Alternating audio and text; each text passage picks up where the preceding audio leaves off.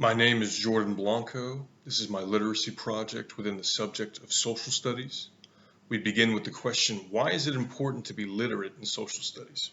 Well, every source I researched touched on this very question, and the answer is that being literate in social studies is the key to the foundation for democracy.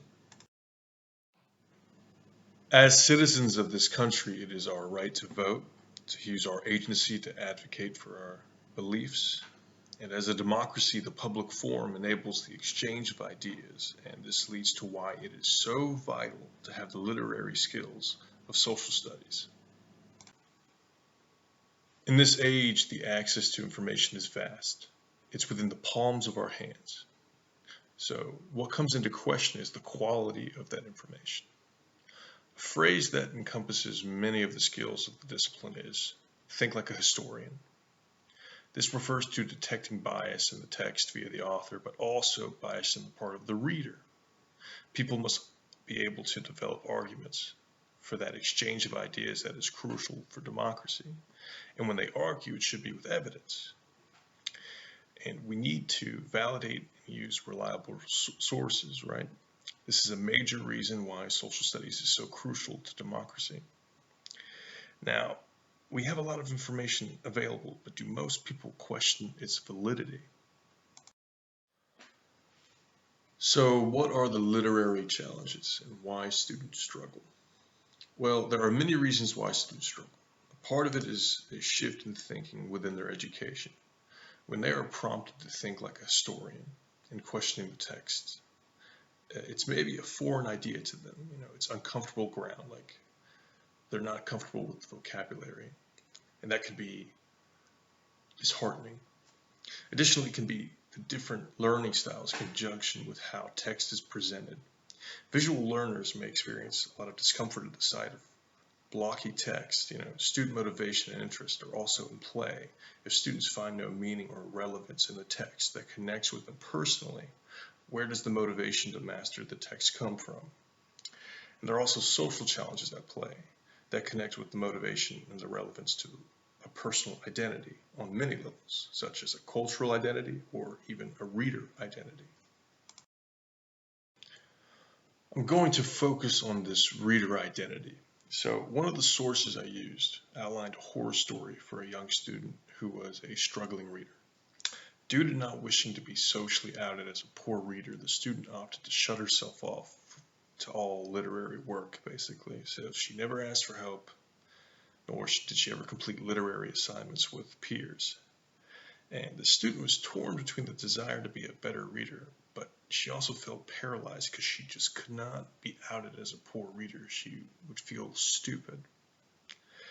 And what the teacher interpreted this to mean was that she was not applying herself, so she did not address the student's needs because she felt like other students in the class who were trying deserved her attention.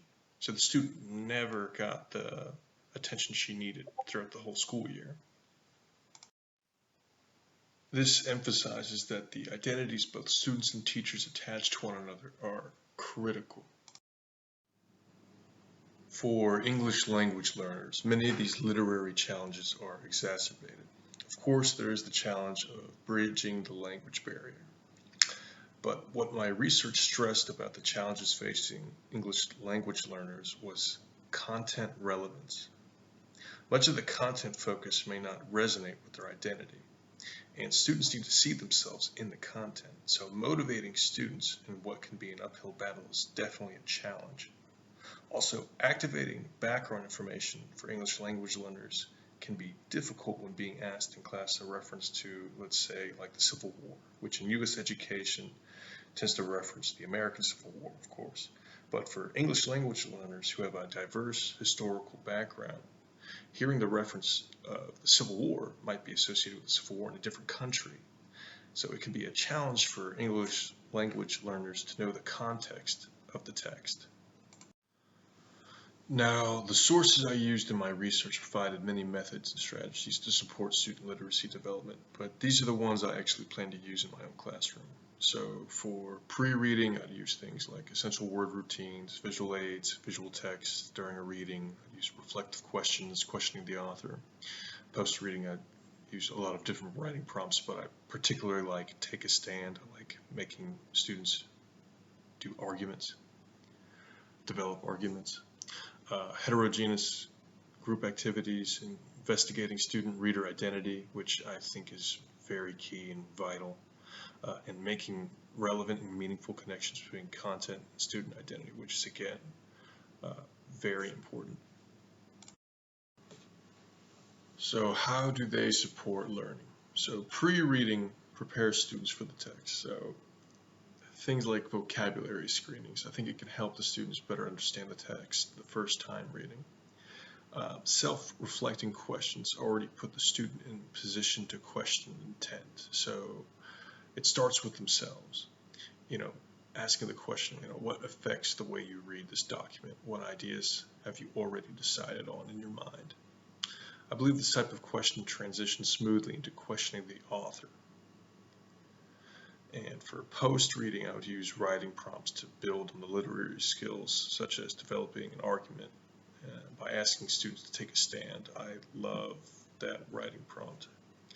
But in these writing activities is what allows students to understand what makes a strong argument and the importance of evidence and sources.